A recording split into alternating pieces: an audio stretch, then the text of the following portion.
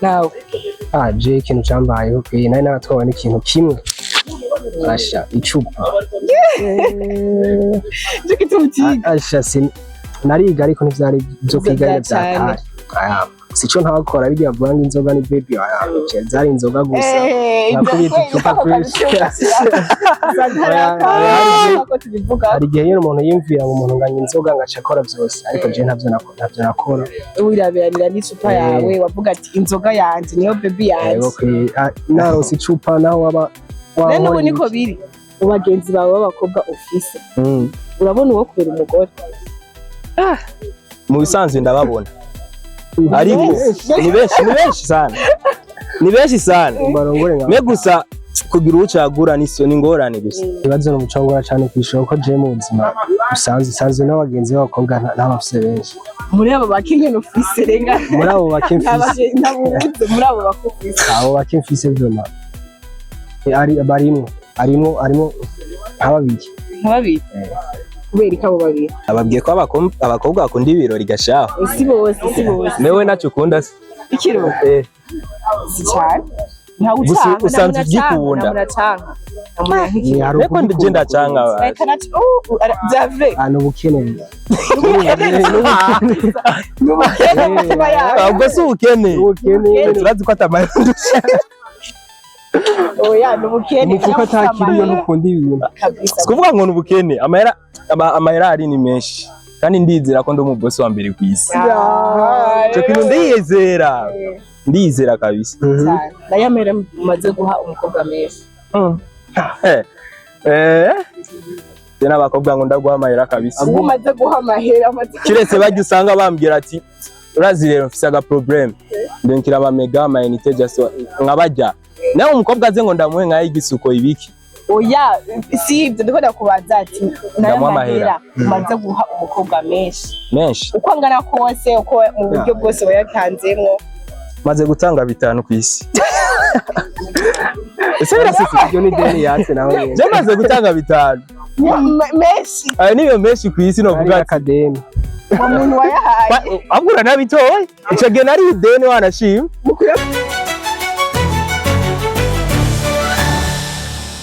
kuko neza ndatanze miliyoni bwakeye biva bimwe wese aho aherereye nkuko musanzwe mubizi ni fafa ari kuri mikro za Step Media kuri uno munsi. So guys, uno munsi twateye iteka n'abasore babiri beza bimara murabibona n'abasore bageze kandi b'ingugu igihugu kigikeneye. No munsi tugiye tuganire ku bijanye n'ugwaruka bw'iki gihe, ku bijanye n'abajene bino miss, ukuntu ibintu by'inkondo biriko biragenda tubibona ari ibintu mengo byarahindutse nko twabibona kera mu gihe siko biri, ariko udazi ko uno munsi baza kuduha umuco ukwiye kuby'inkunda by'iko murabona yuko n'abajene bagifise inguvu kandi bagifise amaraso yo ku uravyo barani. So reka tumaze tubakire tumenya ati mbega ibande bitwa bande batwibwiye mu majambo make. So mumeze neza rero ego nari kumego murashonje mbego murashavuye cyane ko amasageze kure amasageze hawe masaha ageze kure ati rero inzara yisha abantu rero turashaka muramutse abakozi ba Step Media mubaramutse mubibwire mubabwira akazina yes. So hello everyone, ku mazina nitwa Irakoze Spare, nkaba nashimwe kubana namwe muri iki giteramo cyo munsi. Ego hello guys, ku mazina yanje nitwa Ndayishima Jean Tuse, umunsi nanje nateye iteka yo kuba ndi muri Step Media kugira tubane na muri kino kiganiro. Mwakoze cyane kutwitaba kuko ari igihe mwavuga ati sishaka gukorana namwe gusa nyine mwakoze namwe n'iteka mwabiteye kuza kwemera kuduha ikiganiro namwakoze. So ndibaza musanzwe muri abanyeshure cyangwa hari akandi kazi musanzwe mukora? Musanzwe turi abanyeshure bo muri universite iyo nga muri campus Mutanga. Namwe naje turi kumwe no mugenzi wanje nyine turi abanyeshure Université y'u Burundi muri campus Mutanga mu bisata c'ubutunzi faculté des sciences économiques. Urumva ko ari mu muzato w'akazi mu misinde no mu musi igihe mutora exit byageze exit yarananiye vraiment singirise yo kubivuga kuko byarashitse Byageze gute babyakiriye gute muhiri wanyu kumva ko mwateye exita abana bacu bagiye kwiga university y'u Burundi baza baratuzanira amahera kwamiga muhebwa vraiment kujeke exita nyene birashika ukabona wamenye kuvuga ngo birashika nyewe bisaba ingufu kwiga cyane kwitaba ivyigwa n'ibindi nkuko je nabwo novuga ngo byansabye ingufu canke ibiki n'ibiki wapi urusavuza ubwenge nta bwenge nari mfise nta kina nguvu nakoreje cyane subiza abana nagize chance Imana niyo yahezagiye gusa rero nabusa n'umuntu yatishije ubwenge sikire yo kujya bavuga ngo urarosa amanota yo gutora exeta yo kuronka amanota gushika muri iyo abigoye biravana bivana n'ukuntu umuntu yiga jewe mu mainite warinze ni wize kimari scientifique uba na wize science api wize generalitinye nize langue ugacuza mu bintu wowe rero uzohomba igihugu biraheze igihugu kirahomba kuko yuko uzoja waratinye ibiharuro mu busanzwe ibintu bikomeye n'umutwe none mu gisata wiga nta biharuro birimo je sinatinye ibiharuro ahubwo ushima ntabitinya ahubwo nagiye narimvire kuvyiga ndabihereye hasi cyamara meyo ndiko ndatumanye cyashima yuko nozovyiga mu mashure ubigwamwo nyene kaminuza ndabishikiramo nyene nkora ikintu nzi yuko zica ndondera uwo rero mu bisanzwe usabuze ubwenge naturellement bwa bwenge umuntu avuga ati jewe naho yiga cyane ko hari abantu barara bariga ego ubu ibyo ntibyigeze bigushikira vraiment ibintu byo kurara uriga je byashikiye bavuga muri 3e gusa ayandi mashuri bivuga 2e première cyangwa secondaire ibintu byo kurara niga navyo nakora niga gusa ku murango mvuye school baca mbandaya n'ibindi bikorwa donc bijya byo kuvuga ngo ndabyutse nka 4 bijya bita kuraza amaguru mu mazi nabyo bigeze bwi oya bana mwahiriwe bora wize rageze gute wone wize ntiwarushe cyane bwa ico cyose ko navyo niyo nize ni sexy taruhishanye umva wiga ubyumvisemwo atuye nta bintu byo kwiga bya cane kuraza amaguru mu mazi byo ntibyaba nigeze ubyuka kare n'umunsi wa rimwe umufise interrogation canke exam gatien iranteye ubwoba iki asha examen cyangwa interrogation yantera ubwoba yari FPH imboro kuko ntacyo nani numva yani kintu kimwe nzani ibintu by'ibiki n'ibiki hafi ni warawe uvuga ati kintu cy'imboro kujega mbana hamuranyisha yego namenye wariga cyane nyene ukavuga ati FPH negeza kuyiga cyane nariga cyane nariga cyane ariko nyine bikaca bivana nyine bawicaye karaba kugira ngo ingere biza kugenda no gufashanya mu buzima no gufashanya ni nakaye kantu ni nakaye Jean kagachane kababaye ko mwi kwishuri mu gakano ke zova ndakibagiye akaro karamba baje cyangwa nikosa nakoze kwishuri ntazopfa nibagiye nijya nikosa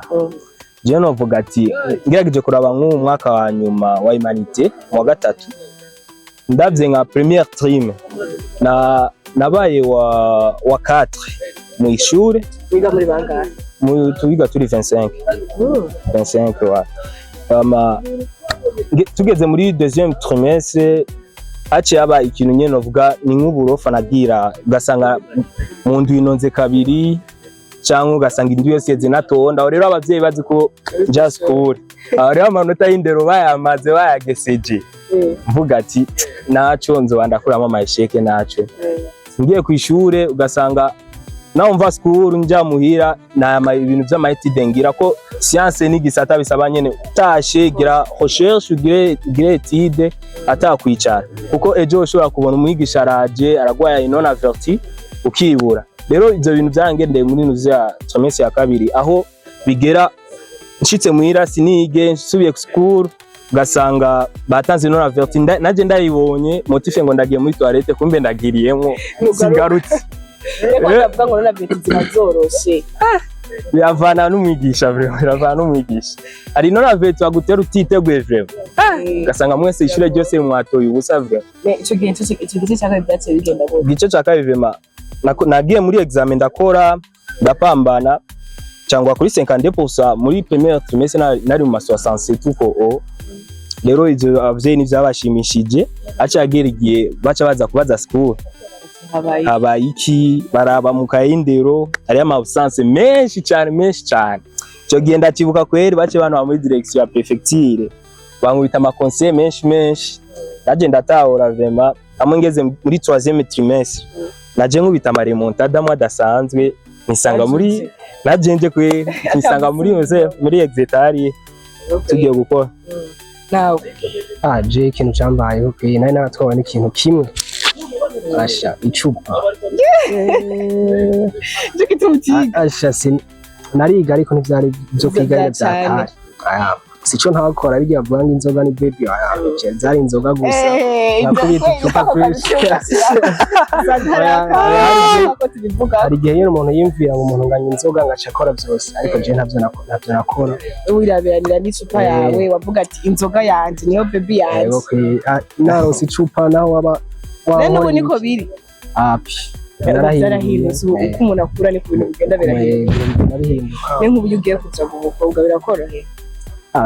sinovuga ngo biranyorohera kuko no mu buzima busanzwe ivyo bintu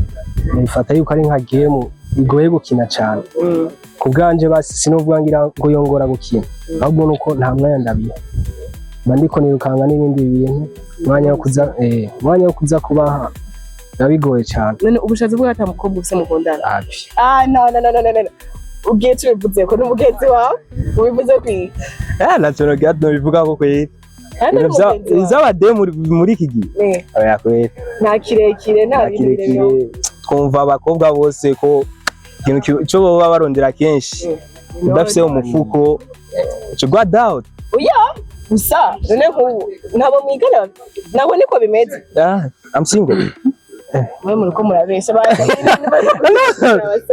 nyene mukundana n'ibintu bisanzwe turi single uko nyene no kuvyumva kubera iki Nte twabicaguye nyene igihe nikiragera. Igihe nikiragera. Bafise aba ex. Ya ex yo. Bobura. None nyene ico gihe none bari bahari baje barondera inoti cyane. Baba bafise imvo n'igituma habaye break up.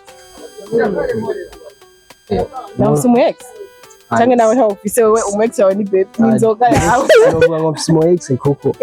ibintu byanje byose ibintu byo kuvugisha aba baby keri byaba ari ibintu by'ubuenseriye nta muntu n'umwe yigira mvuga utwafashe ubuseriye nyene seriye api je kuyambwe nta mukobwa muraja aho naso api nta n'umwe sure ya donc nta mukobwa urabona ukunze ariko ukavuga ati uyu muntu vyo my heart beat sana kumubona ndabanze kumubona apana umucayi babi benshi ariko muganye kubera umuntu aba afise principe agira ko mu buzima akavuga ati sosi ntuze zanje muri no mwanya azogera igihe uvuga ati biravye hazogera ryari igihe azogera igihe basi nzoba nshobora kuba ndi stable nkaba mbona ashobora kuvuga ati ubu rero ndashobora kumamsa ahantu nigejeje apana kuvuga bya bintu yuko uvuga isa amafaranga umuvyeyi yo kumubwira ati mpa nkora ikintu ucuja muri ivyo bintu vy'inkunga aba uriko arahomba cane usanga ugeze mu bindi bihe igihe nikiragera hasigaye igihe kimara gute Imana nikizi mbera muriko muratubesha Imana nikizi ko nuno par exemple nubu turashobora gusoka ngaho turahuye uwo tujanye tuzobanza kurondera kwanza abakobwa ngo ne gusa tumaza kuraba comportement z'abakobwa bikigiye kurabona comportement zabo zikigiye ziratandukanye sana ko usanga abakobwa benshi bikunda ibintu by'ibikirori je ibintu by'ikirori numbaza je ni nkaje umaye ijya invitation ngo za birthday ni gako uzonsanga naje kabisa bijya bijamwo abana bijya ni by'abana kabisa mwe murakuze cyane bijya murabirenge bijya navyo tuba dukeneye ubu nkasiri wawe nta mufitira birthday yuko mbona ubunye abo bafitira genre bijya bya birthday baba bafite n'abasiri babo birthday kumusheri ça dépend kwanza na relation wao mfitanye kwanza yamaze kuba sheri wawe rero si bihari gira fete umusheri wawe kweli sinabyumva kabisa nabyo koresha warago mwifitira mama wawe akwifitira sheri wawe abasheri bawe baragoza bazobanze bazitugirire kwanza natwego ayo kugire wojoye twojoyegwa bimwe vyatari kabisa mu mvuga ati na joy next time nzoyimukorera ego dore gisirikare kuri kwimara mata nibyo nikuve niko babivuga none ndakubaza joshika nk'ubu sida ndakwifuriza gushika nk'ubu gaterira bagashaka kubwira abi wabona umukobwa ati bimenye mutware iki ubifata mu bose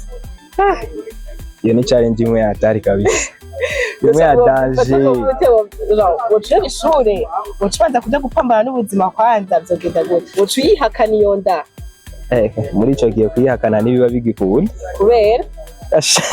kwihakana niba bigikunda vraiment tegoza kuvugisha ukuri umukobwa bamubwiye ntaravuga se w'umwana gusa akavuga ati imenye turakwirukanye genda umenye iyo twari utamena ibyo abavyeyi bavuga wamwihakana kwisi no wamwihakana uramutora nyene ama mukayaga ukuntu swati utwo tuvuga ubu biragushikiye wo bigeza gute swati wogenda kuvuga kwanza n'abavyeyi biyo ukuntu vyogenda nimba bakwemera kumusigarana amwe witeje imbere ugacuza ugenda kumutora sava bavyanse naho ciga plan buza gukoresha nimba umutwara home cyangwa mu ghetto yiwawe gacumenya ukuntu zura mugaburira na iyo cyane zigusikiye inzi shikira nkuko twabikoze twavyumvikanye none nico bata birashitse wazanga birashitse kuko hari igihe nkuko kuntu ukunda kunyura agacupa abona aragaheze kubitira za belle saveur ni kinyobwa kigeze wabihebye kubera iki nabihebye kubera ko nasanze basi no ndiko ndakora nkuri kasubira inyuma nk'ubu narabigize niga ku ishuri kwa nari muri internet naragushikiye umunsi umwe waborewe ukajyamana n'umukobwa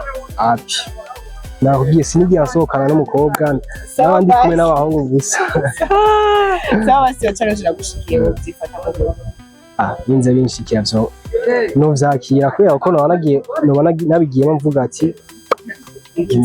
kizuba cose yego ariko mugari aho kantu uvuze ngo abavyeyi bacu bamuguha ngo wimenye barimenya ukurireho asha umuvyeyi wagize ikibazo umuvyeyi vyananiye kumucunga wenyene ariyo mushobora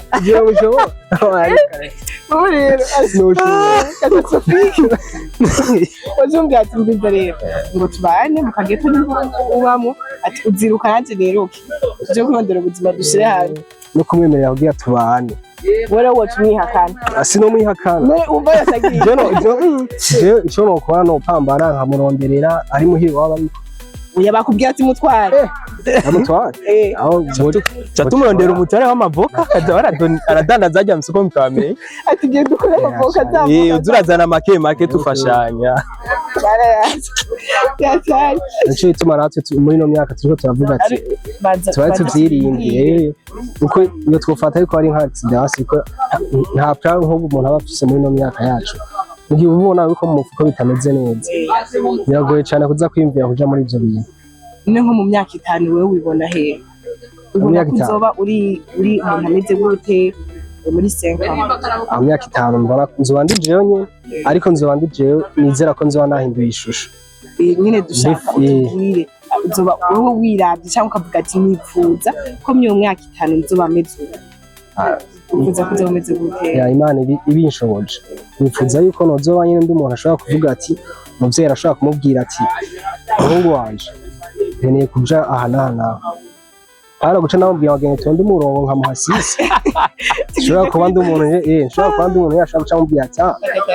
ati oya hapana fata taxi myaka 5 mushaka yuko nziba nshobora kumubwira ati shoferi genda uzanye n'umuvyeyi uko niwe yangeje jaha urakunda abavyeyi bawe cyane nawe mu myaka 5 uzoba uri wizeye kuri je kwewe ndeze nko mu myaka 5 nakifuje kuba ndi mu bantu nyene bavuga bishoboye wafise inoti imwe ifadika imwe hamwe n'umubebe ayibonye acavuga ati aba nibo bahungu tuba dukeneye inoti zikurura abagore inoti nyene imwe nziza kabisa hamwe n'umuntu ayibonye fadika niyo mpamvu twagiye muri economy tugende gucreating ama business yacu apana kugenda gusaba akazi hariya mu mabanki yacu biga byo gukorera aba boss babandi reka tubira aba boss twebwe twenyene tikorera ibintu wacu hamwe n'umwana nzovyara ayikuriramwe ayiduza nawe wazovyara ayizana amuzi uzosanga business yabaye ndende kuva mu bisokuruza vy'iwanje no bari sakwe yuko kiratomboye mu myaka 5 mu myaka 5 wajya ndiko ndagipanga bien yambona kazi izo bimeze bien sana so mwakoze cyane rero usanga challenge gatoje kesho ngira ntabwo twari kiganire aga challenge ndashaka dukorane nibaza ntangorane ushobora gukora it's okay. utubazo dukeya ndabigoye kandi tugizanye ukuri numbese Ni verite sawa angora mu bagenzi bawe b'abakobwa ufise urabonamwo uwo kubera muri bajya bagenzi bawe urabona uwo kubera umugore iyo question reka ndayishira ubwa mbere bema kuri iyo question ico kintu nicobura kabisa mu bisanzwe ndababona ariko ni benshi sana me gusa kugira ucagura niso n'ingorane gusa ne turababona ariko ingorane ni comportement zabo nizo zituma tutabegera tubabwiza ukuri kiri ku mutima ico cora nuvuga kuri jewe cora kingora ikintu uraba nize comportement uraba ukavuga ati uyu muntu namushimye ari guhembera umugore par exemple nko maze kubona nyene abamukobwa ubona vile mukabona ni mwiza ameze neza bijyanye abahungu turaba ukavuga ati ni fresh kabisa me gusa ugerageje kuraba uwo mukobwa usanga umuntu nyene usanga akunda kuba ari n'abahungu benshi sana uravye phone yiwe usanga ari nimero z'abahungu nka 10 ugasanga rero muri message tu message tumutima twaruje turuzuye turuzuye twadanje tumwe tubi kabisa uvyifata mu guteka kabashi uyo no abona abakobwa bakuzana kwe nyene twadukene ubya mukobwa abari super ameze bien yitonda amwe basi tovuga abavuga n'abahungu ariko pana zya discussion usanga zinjira indani baba abagenzi basanzwe gusa nyene biba bifata comme simple apana bajya bakobwa batanga nka nimero just bazi ko baza kubarisha oya kuko uvuze ngo uko kuntu uvuze ngo ugasanga ngo message ngo avugana n'abahungu nka 10 ngo bese kuko abakobwa ukiri umukobwa ntubura abahungu bakwandikira ari cyo kiranga abakobwa siko ntubura umugore kandi naho buri umugore ntibareka kukwandikira gusa babagenzi cyangwa kukwandikira ibintu bisanzwe no gusuravye nk'izo message ugerageje kuraba wowe uziravye kubaza ko abagenzi me gusa uravye indani uza kubona ko ari abasheri biwe ariho nabandi bakiriko baraza ugasanga umukobwa umwe afise nk'abasheri batatu ugasanga nabandi babiri bariko baramutereta kandi ndaza azobemerera just abashaka iki bivanye ukuntu babonye iyo discussion bivanye uko babonye iyo discussion ukuntu bariko baravuga bakavuga ati aho iyo biza hose azomwemerera nawe abagenzi b'abakobwa ufise urabona mu wo kubera umugore ico kibazo no mucongora cyane kwishoko je mu buzima usanzwe n'abagenzi b'abakobwa ntabafise benshi muri abo bakingene ufise renga muri abo bakimfise ntabuze muri abo bakufise abo bakimfise vyoma arimo nk'ababiri kubera ko abo babiri nibo nshobora kubona maze kubona bukebuka ariko sindabona yuko ari ya samples ayo bantu bashobora kuba basi twoshobora kuzuzayo shaka kuba mvuga ati sikibazi iki bashaka kucumvikana ko akampanura kanyereka ati byo ndi kunuko hano wa undi yakubwira ngo dusohoke ibiki n'ibiki spend money undi nashaka yuko muja ahantu muka serie mukagira ico mushitseko apara guma mwimvira ibyo by'inkundo by'iki n'ibiki ariko mugashira hamwe n'imitwe mugashaka kwimvira projet mukavuga ati ubu nkawe yicogwa amafaranga ngano uko ushobora gukora iki hana yuko umuntu aguma ari muri bya bindi ngo dusohoke nga hariya na hariya sinababwiye ko abakobwa bakunda ibirori gashaho si bose mewe nacyo ukunda se ikiro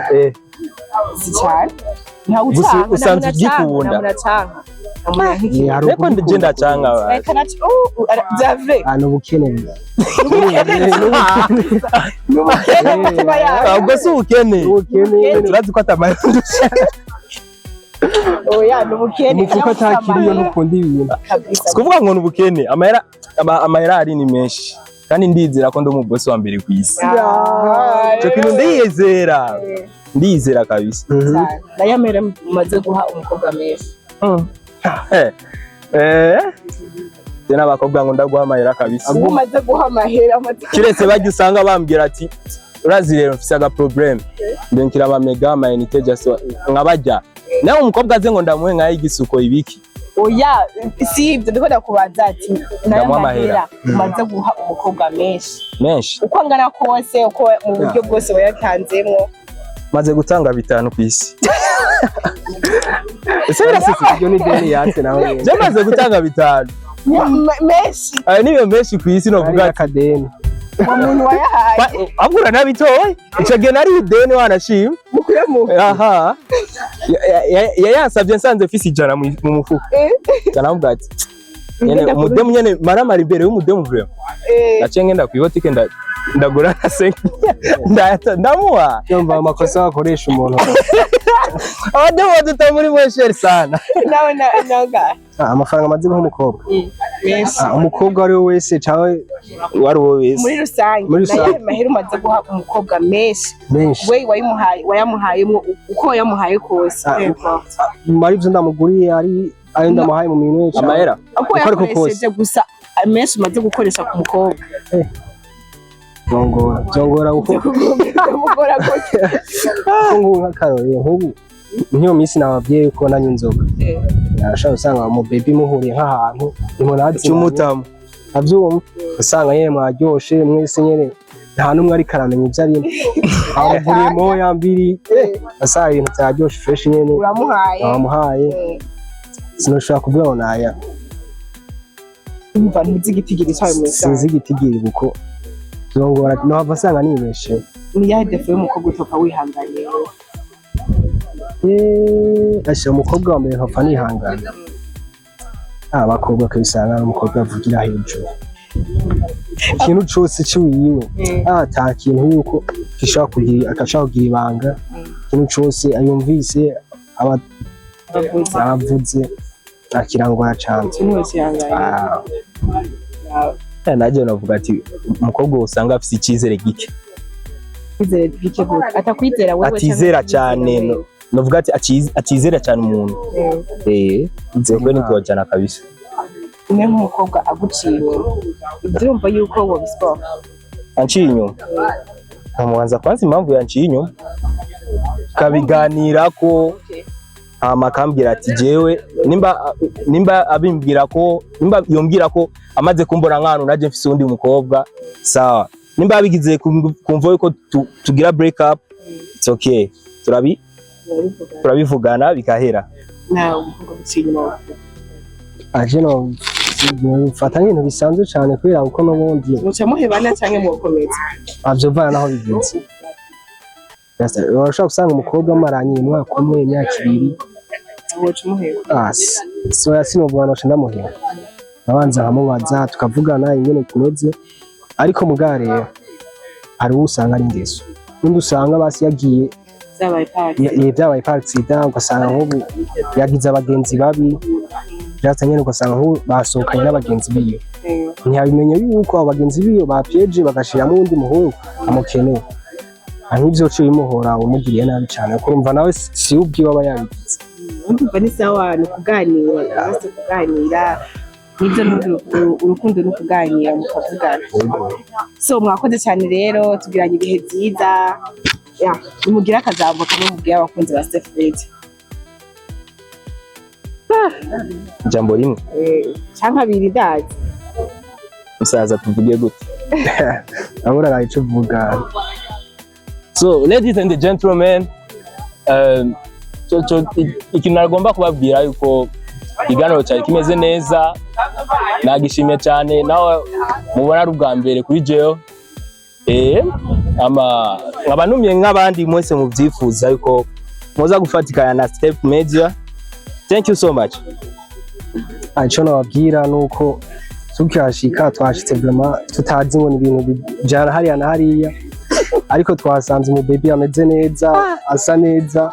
twakiriye neza. Turabashimiye cyane Step Media. Reka nabaza gukurikirana bose kino kiganiro turabatumiye namwe niyo babwira ati ngo dukorana akaganiro muze mu mugare ko mu baby ameze neza cyane. So murakoze cyane, ngakoze namye kudutera iteka kuko n'iteka mwaduteza ari gushaka kutwankira namwe tuba turabashimiye nize ko n'ikindi gihe nitwabatuma ko muzotwumvira mukadufasha ego gukorana nta kibazo. so mwakoze cyane rero muze kugira ibihe byiza so abakunzi ba Steph Meza namwe turabashimiye cyane mwe mwashimye gukurikirana iki kiganiro mwashimye kubana natwe making sure yuko bazogira subscribe ndetse na like ntibagiye kugira like na commentaire mu kuduha amakuhaje ndetse ino video uyipartage mu bagenzi bawe ndetse no mu magroupe so turabakunda cyane mukomeze kugira ibihe byiza ciao ciao.